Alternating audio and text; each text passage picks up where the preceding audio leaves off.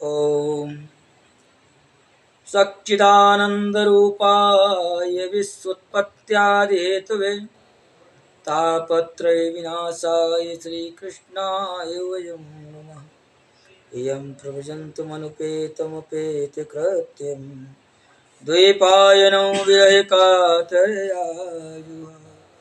पौत्रेति तन्मयतया तरवो विनेदोस्तं सर्वभूतहृदयं मुनिमानुतोष नारायणं नमस्कृत्य नरं चैव नरोत्तमं देवीं सरस्वतीं व्यासं ततो जयमुदीरये। बोले सुखदेव भगवान की, श्री ध्रुव जी महाराज की, श्री अंग जी महाराज की, श्री सौनकादि सूत जी महाराज की, श्री व्यास जी महाराज की, बद्री विशाल भगवान की। हम लोगों का सौभाग्य, हम लोगों का तो सौभाग्य कितना है मुझे नहीं मालूम है, आपका कितना है आप जानते, पर मुझे नहीं मालूम मेरा कितना है।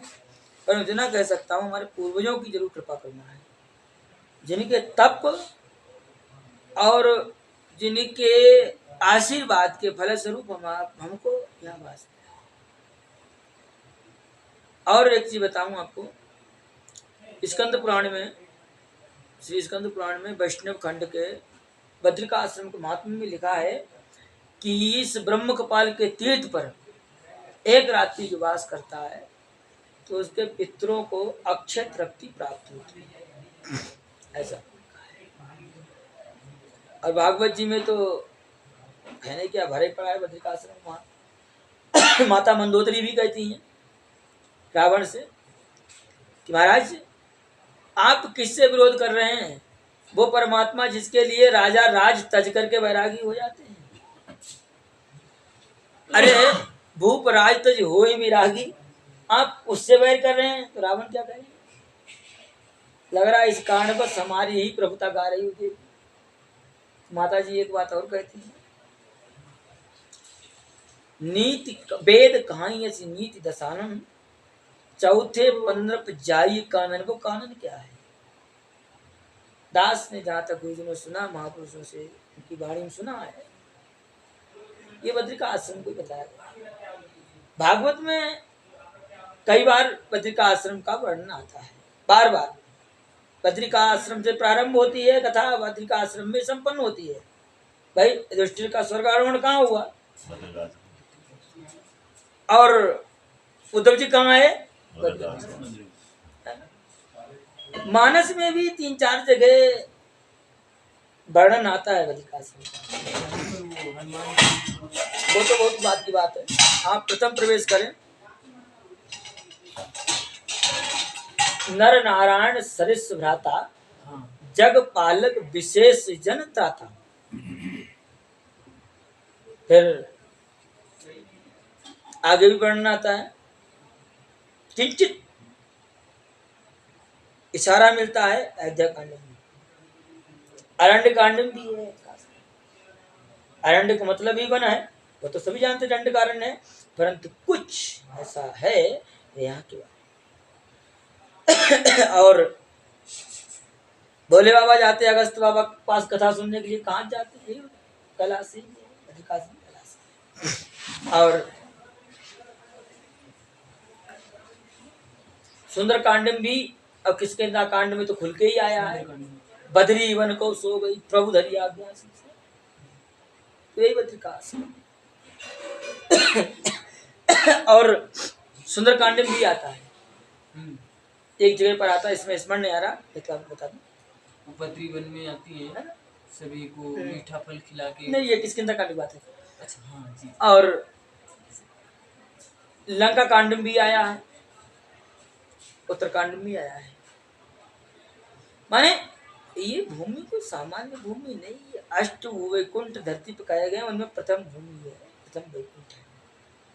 वैकुंठ का मतलब कहाँ जाए, कोई कुंठित ना हो। अभी हम लोग बैठे हैं, मस्ती कर रहे हैं, आनंद कर रहे हैं, हो जाए संसार घर का भूल गए, क्या कहाँ हो रहा है उससे मतलब नहीं है।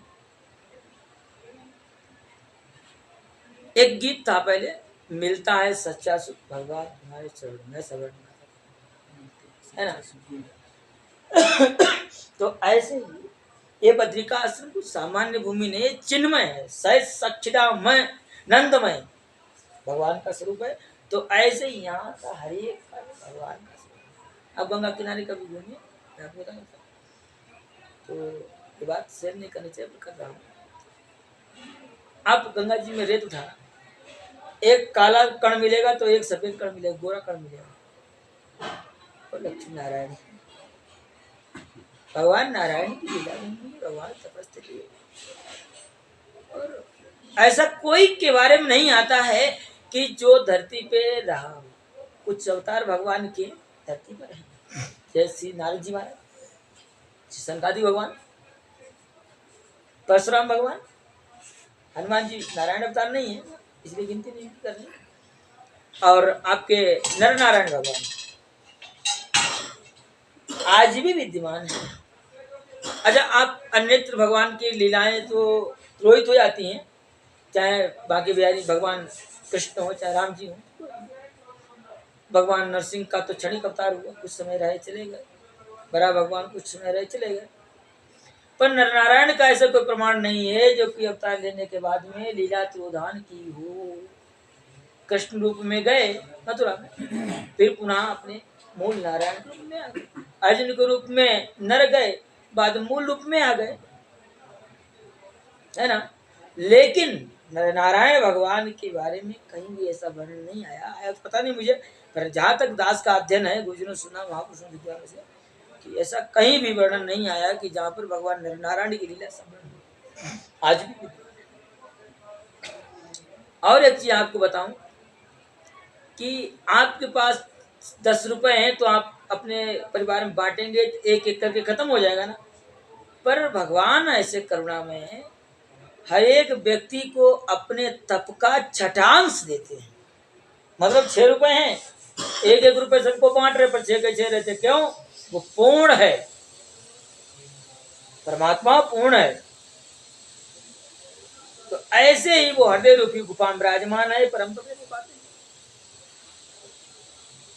आइए अंग जी के चरित्र के माध्यम से यही समझाया गया है भागवत जी में।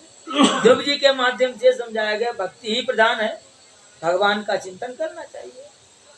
भगवान का स्मरण मनन चिंतन अथवा जप आदि करता है कोई तो मृत्यु पे विजय पा सकता है, कोई बहुत बड़ी बात नहीं है। भागवत जी में 2 महापुरुष हुए हैं, एक से ध्रुव जी महाराज जिन्होंने अपनी श्वास रोकी, सबकी श्वास रुक गई।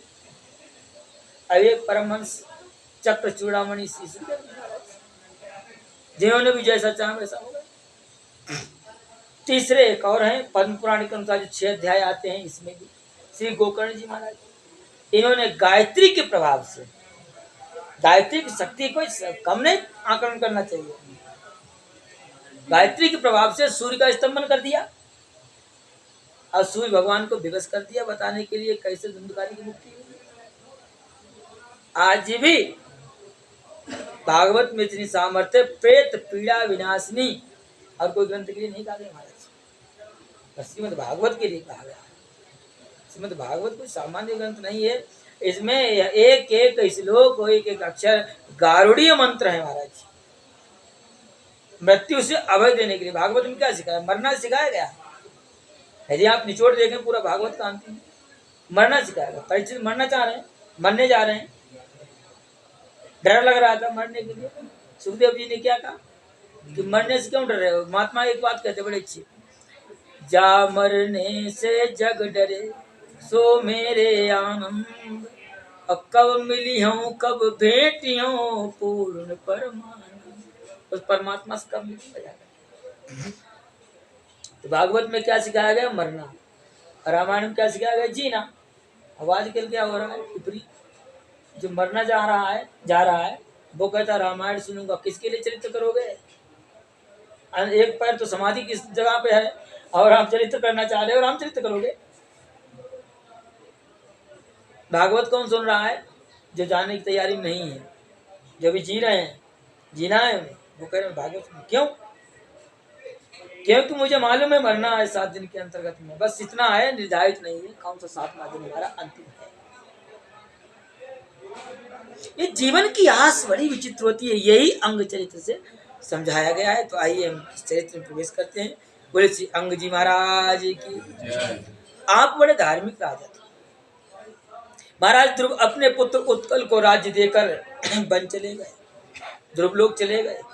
अस्तु उत्कल ने राज्य सिंहासन को स्वीकारा नहीं, क्योंकि आपने बाल अवस्था में ही 16 से 17 वर्ष की आयु में आपने भगवत धाम प्राण किया। इनके यहाँ वे जन्म से ही शांत, आसक्ति रहित एवं समदर्शी थे। निज प्रभु में देखूं जगत कैसन करो विरोध।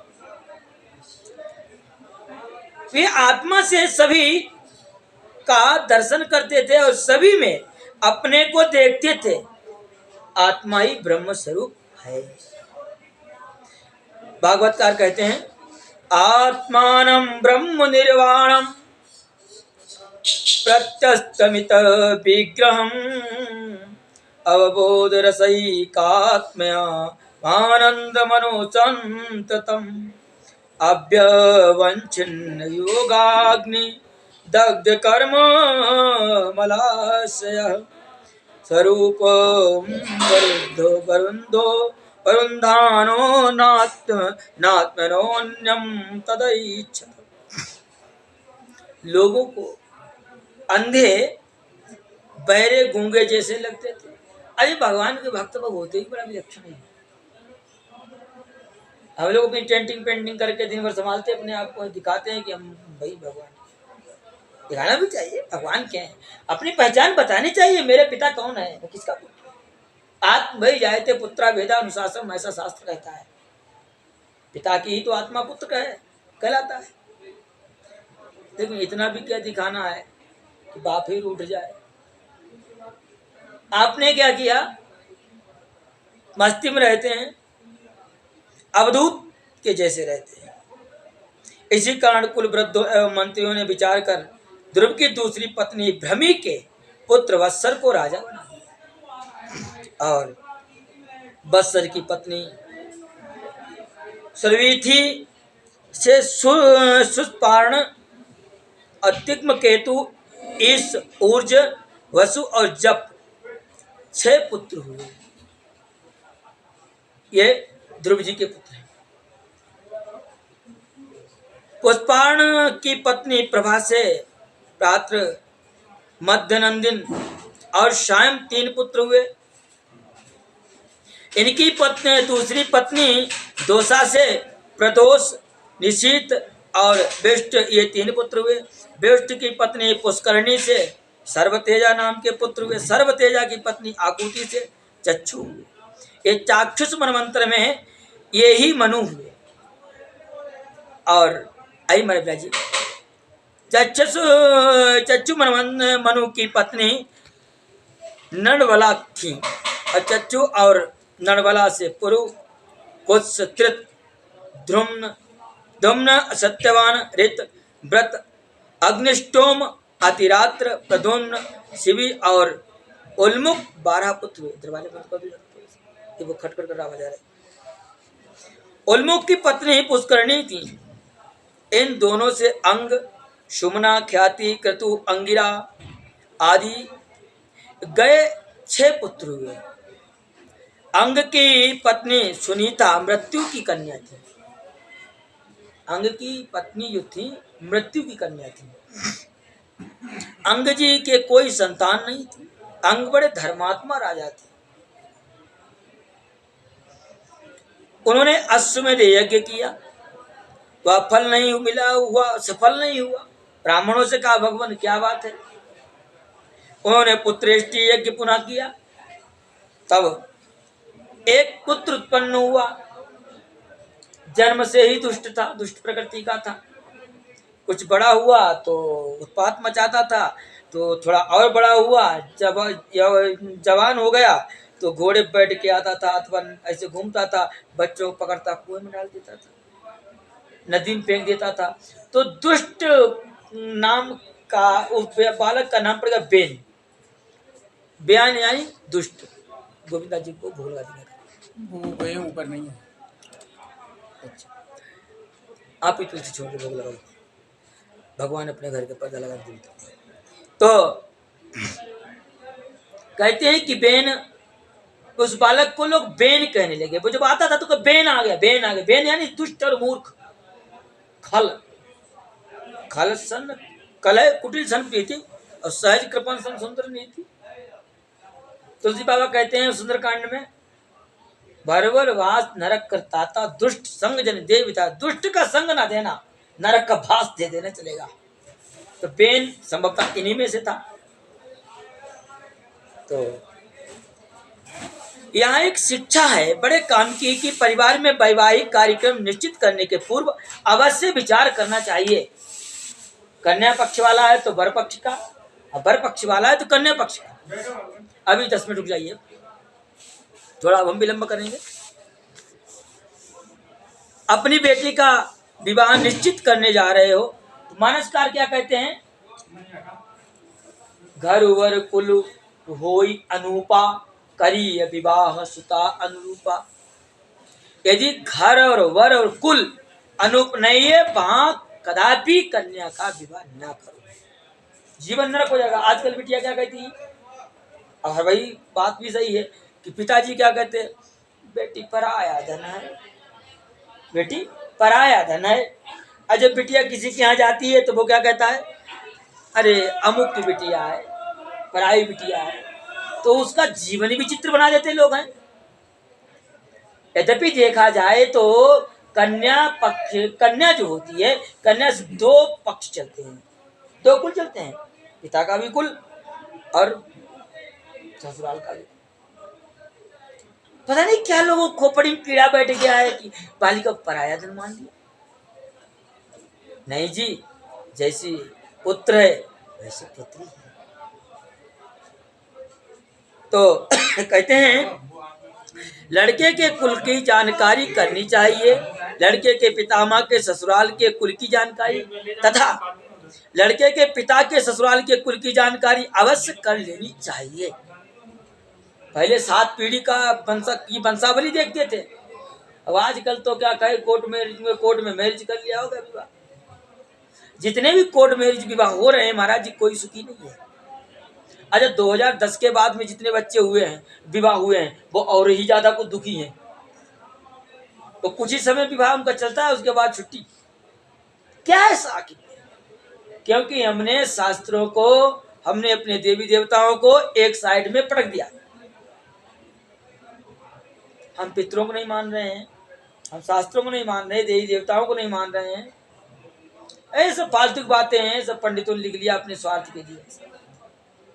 नहीं जी, व्यास जी कोई बेवकूफ नहीं थे, भगवान नारायण के अवतार हैं। यद्यपि व्यास पद है, पर भगवान नारायण वर्तमान में इस व्यास पद पे हैं, उसे उन्होंने सुशोभित किया है, उन्होंने ग्रंथों को लिखा है। हमको भगवान की लीला कौन कर सकता है? भगवान। भगवान की लीला लिख कौन सकता है? भगवान। भगवान की लीला कहे कौन सकता है? भगवान। और सुन कौन सकता? वो भी भगवान। प्रमाण भगवान कृष्ण ने लीलाएं की, व्यास जी ने संकलित की। फिर पुनः सुखदेव भगवान ने कहा, सुखदेव लिखा किसने? गणेश भगवान ने, विश्वक्सेन भगवान। सुखदेव भगवान ने कहा, परीक्षित जी ने सुना। अरे परीक्षित तो पेट में पहले मर चुके थे, भगवान ही तो परीक्षित के रूप में आए थे। तो कहते हैं इन 3 कुलों का अवश्य शोधन करना चाहिए कन्या की बात। क्योंकि लड़के के ऊपर ननिहाल एवं पितामही के कुल का प्रभाव रहता है। अब स्वाभाविक है, पुत्र होता है, माँ के प्रति ज्यादा झुकाव रहता है। बालक कितना ही बाप प्रेम करे, पर माँ के प्रति कुछ ज्यादा झुकाव होता है। श्री अंग जी महाराज ध्रुव के वंश के हैं, अतः बेन भी ध्रुव के वंश के हुए, लेकिन नाना कहते हैं बेन के नाना अधर्म के वंश से जुड़े हुए हैं। अधर्म कहाँ से उत्पन्न हुआ? भगवान के पीठ से। धर्म कहाँ? पक्ष से। इसलिए कहते हैं भगवान के पीछे प्रणाम नहीं करना चाहिए ना, लेकिन लोग प्रणाम पहले पीछे करते हैं। ठीक है। बेन महाराज मृत्यु की लड़की सुनीता के पुत्र हैं। परिणाम यह हुआ कि बेन के ऊपर अपने नाना मृत्यु का प्रभाव आ गया। इसी प्रकार महाबली रावण भी मुनि विश्वशर्मा का पुत्र है, ब्रह्मा जी की तीसरी पीढ़ी में तो उत्पन्न हुए, लेकिन प्रभाव किसका है? मातृ पक्ष का है, क्योंकि उनकी माता सुमाली की पुत्री थी। माली सुमाली क्या थे आई? तो कहते हैं ग्रस्तों को सावधान निश्चित करने के पहले सभी कुलों की जानकारी अवश्य करनी चाहिए, तत्पश्चात कन्या और बालक का विवाह करना चाहिए दूसरे से। अच्छा, ये तो रही ग्रस्तों की बात। महात्माओं की बात है थोड़ी सी, कि आजकल कोई बच्चे आए, घर में खाना पूर्ति हुई नहीं बेसनों की, चल घर पे हुई खटपट तो चल बाबा के मठ पर, बाबा ने बताया काम तो चेला राम ते राम, हम जैसे ही होता है ऐसा, है ना। तो यहाँ कुल के ऊपर देखिए आप, उसका कुल क्या है, उसका खानदान क्या है। यद्यपि यहाँ कहते महात्मा में कुल खानदान की आवश्यकता नहीं है, लेकिन महाराज दुर्व्यसनी जीव जो आते हैं उनके कुल की खानदान की आवश्यकता जरूर है।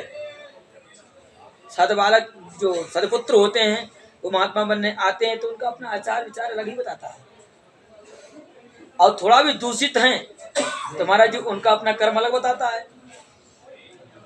तो कहते हैं कि दोनों पक्षों में, चाहे ग्रस्त हो, चाहे विरक्त, चाहे निवृत्ति, चाहे विवृत्ति, कोई भी हो, अंग का पुत्र बेन बचपन से ही बहुत दुष्ट था। खेलते हुए बालकों को पकड़कर उनकी गर्दन जैसे मूली पत्ते मरोड़ फेंक देते, ऐसे फेंक देता। एक तो हुए, आपने नाम सुना होगा अंशुमान के पिताजी, क्या नाम था? नहीं अंशुमान के पिताजी नहीं नहीं, आप लोग सही बताइए। अंशुमान के पिताजी, अंशुमान के पिता दिलीप थे। नहीं, अरे क्या नाम, देखो मैं भी इसमें नहीं याद आ रहा है। अरे अंशुमान के पिता दिलीप, दिलीप के पुत्र हुए थे भागीरथी। अंशुमान के पिता कोई और है, भी बताऊंगा, याद आएगा तो बताऊंगा। तो वो महाराज जी विचित्र थे, योगी थे, बचपन से ही पूर्व जन्म के योगी थे, पर वो ऐसा कार्य करते थे, बच्चों खेलते देखते थे तो शरीर फेंक देते थे, टांग फाड़ करके। राजा सगर के पुत्र थे। सगर के पुत्र ही हैं, अंशुमान पोता है सगर बाबा। हाँ, तो दिलीप के पुत्र थे अंशुमान। दिलीप अंशुमान और अंश दिलीप के सगर हैं। वंशावली नवम स्कंद में पढ़िए, हम बताऊंगा आपको, नाम इसमें याद नहीं आ रहा, थोड़ा पेट में पर मुंह में नहीं आ रहा। तो फिर कहते हैं कि महाराज जी फेंक देते थे, तो लोगों ने शिकायत की कि महाराज आपका पुत्र ऐसा है, तो पिता ने त्याग दिया पुत्र को। जब वो घर से चले जाते हैं तो वो सरयू जी में जाकर के जो बच्चों को फेंका था उठा के बाहर कर देते हैं। अब बच्चे खेलते हुए अपने अपने घर आए। अब भाई समय के अनुसार बड़े हो जाना चाहिए बच्चे, पर झुमके क्यों हैं, योग बल थे। अब बच्चों को पूछा कि आप कहाँ थे भाई, कहा मैं सरयू जी में खेल रहा था। अच्छा, असमंजस अंशुमन के पिताजी, तो असमंजस जी महाराज जी जब चले गए, बच्चे आ गए तो प्रजा पछताने लगी कि अरे राम राम राम राम, ऐसे महायोगी को मैंने त्याग दिया, सही इतना सामर्थ्यवान व्यक्ति। असमंजस जी महाराज गड्ढा खोदते थे, उसमें कूद जाते थे, फिर कहते बचाओ, ऐसे उल्टे सीधे काम करते थे। तो ऐसे ही ये बेन, थोड़ा हम आपको पद्म पुराण में ले चले, कहो तो 1 मिनट के लिए।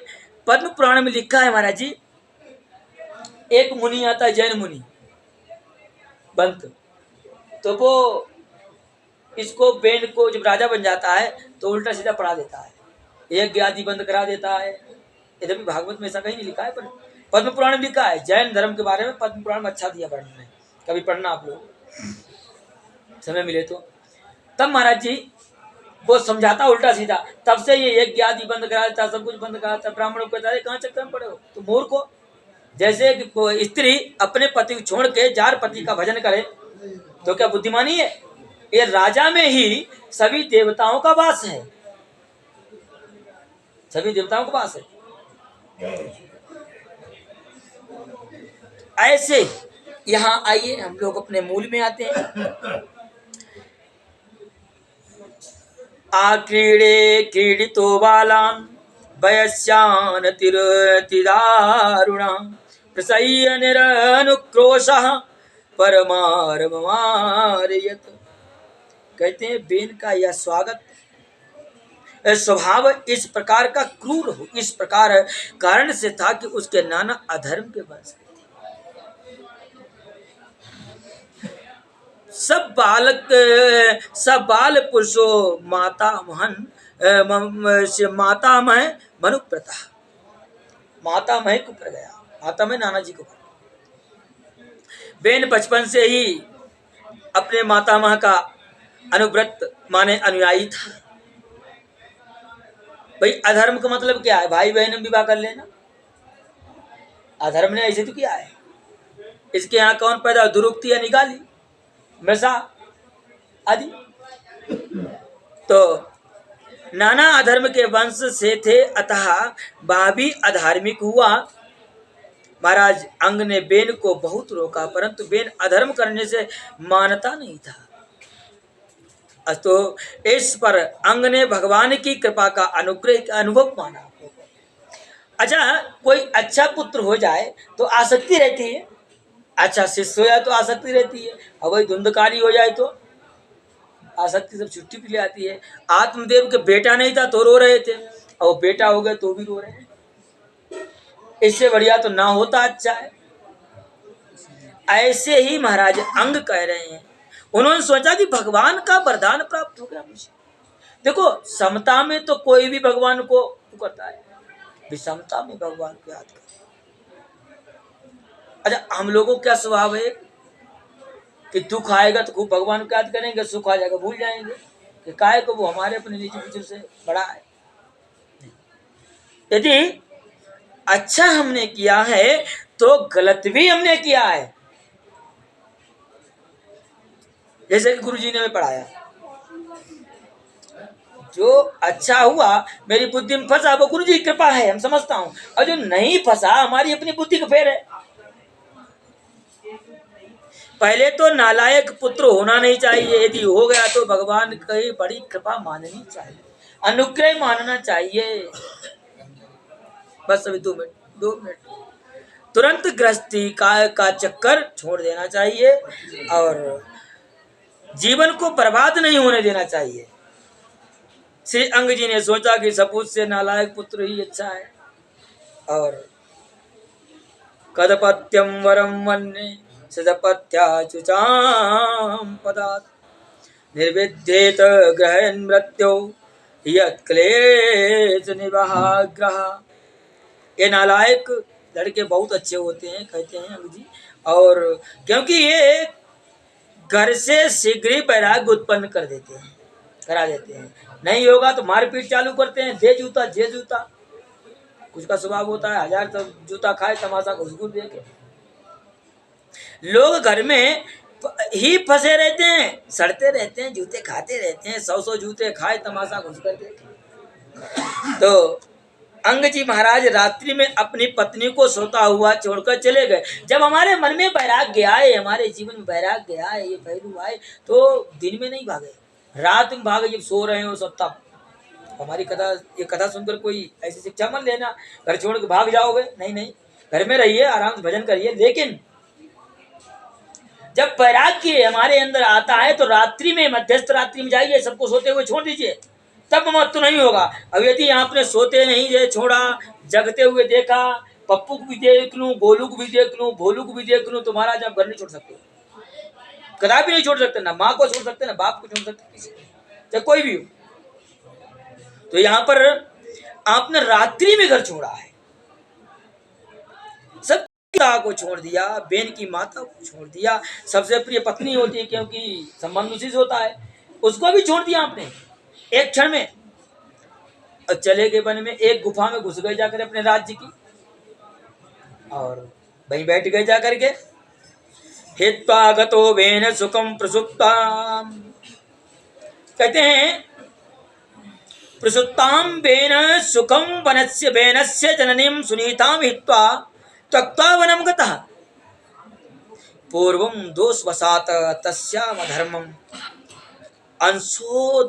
अंशोद्भूत मृत्यु पुत्रः मति प्रसक्तोपि इदानीं दोषस्य निवृत्तितोष ब्रक्तस्य त्वक्तया गतः। श्री अंग की पत्नी नहीं कहा यहाँ बेन की माता। अंग की पत्नी तो धर्म पत्नी है, यहाँ तो बेन की माता है। तो कहते हैं कि छोड़ करके वन की ओर चल देते हैं। और बेन की माता कहने के भाव है कि बेन की माता सुनीता का बेटा सुनीता का अपने बेटे बेन से इतना लगाव था कि वो कुछ समझ नहीं पाती थी मेरा बेटा क्या कर रहा है। कोई शिकायत कर रहा है तो भी वो नहीं समझ रही है। अच्छा, अपना पुत्र कितना भी नालायक हो जाए, जब बिगड़ा हुआ बच्चा हो, माँ भी बिगड़ी हो, तो वो उसकी गलती नहीं देखती है, वो सामने वाले की गलती देखता है। जैसे कि एक उदाहरण तौर पर बड़ी गाड़ी वाला जा रहा हो, बड़ी गाड़ी वाला जा रहा हो, छोटी गाड़ी वाला स्कूटी या मोटरसाइकिल वाला जा रहा हो, यद्यपि उसकी गलती हो तो भी वो गिरेगा तो किसकी गलती मानेंगे? कहेंगे बड़ी गाड़ी वाला गिरा के भाग गया। स्वाभाविक है ना। तो ऐसे ही यहाँ पर तो कहते हैं कि पुत्र के प्रति प्रेम है और अंध प्रेम है, प्रेम नहीं है, अंध प्रेम है। अंध प्रेम क्या है कि दूसरे अपने पुत्र गलती ना देखना, दूसरे गलती देखना, है ना। और मोह है ना, मोह, सही कहा आपने, मोह। तो महाराज जी क्या होता है कि अपने पुत्र के प्रेम को छोड़ नहीं सकती थी, परंतु अपने बेटे पति में प्रेम था नहीं और अपने बेटे में बेन को नहीं छोड़ सकती थी। केवल अंग के अतिरिक्त इस वंश के सभी राजा अपने पत्नी के साथ ही जंगल में चले गए। ऐसा भी भागवत का ही प्रमाण है कि अंग जी ही केवल अपनी पत्नी छोड़ गए, अन्य तो देखो उत्तानपाद जी गए तो वो तो अकेले गए। एक श्रीमती जी जल गई और दूसरी श्रीमती जी साथ में गई, माता पुत्र के लिए। और अन्य जितने राजा हुए वो सब अपनी पत्नियों के साथ में गए, क्योंकि पत्नी को धर्म पत्नी कहा गया ना कि पत्नी कहा गया। तो साथ में दोनों तब किया, भगवान प्राप्त किया। पर अंग जी महाराज त्रस्त इतने हो चुके थे अपने परिवार से, छोड़ चल। जैसे कि आप सामान्य से लोगों में देखता हूँ, जब से मैं नीचे रह रहा हूँ महाराज जी, बात तो अधिकांश ही देखता हूँ कि आए दिन हाय हाय चिल्लाते रहते, महाराज बड़ा परेशान हूँ। क्यों परेशान है महाराज? देवी जी से। छोड़ दीजिए, कहने छोड़ा भी नहीं जा सकता। तो ऐसे जीवों की अधोगति निश्चित है। पर अंग जी महाराज तो महाराज एक झटके में तो छोड़ चल दिए और आकर के अपने राज्य की एक छोटी सी गुफा में बैठ गए। जैसे परमात्मा हमारे हृदय रूपी गुफा में बैठा हुआ है और हम लोग ढूंढते नहीं मिलता, ऐसे ही सैनिकों ने बहुत घोड़े गधे दौड़ाए पर अंग जी नहीं मिले। तो बेन को राजा बना दिया गया। बेन को राजा बनाया गया तो बेन तो अपना राज्य अलग ढंग से कर रहा था शासन। महात्माओं ने समझाना चाहा, समझा नहीं, तो अंत में महात्माओं ने कहा इसको सुधारो, तो ऐसा सुधारा कि वो सुधार ही गया। और बाद में पृथु भगवान प्रकट होते हैं। बोले बद्रीशाला भगवान की, पृथु भगवान की। बात ईमानदारी की एक अध्याय की थी तो भगवान ने सुना दिया और आप लोगों ने सुन लिया धोखे में। तो अब इसी कृष्ण प्रसाद पाया जाए। जय श्री कृष्ण।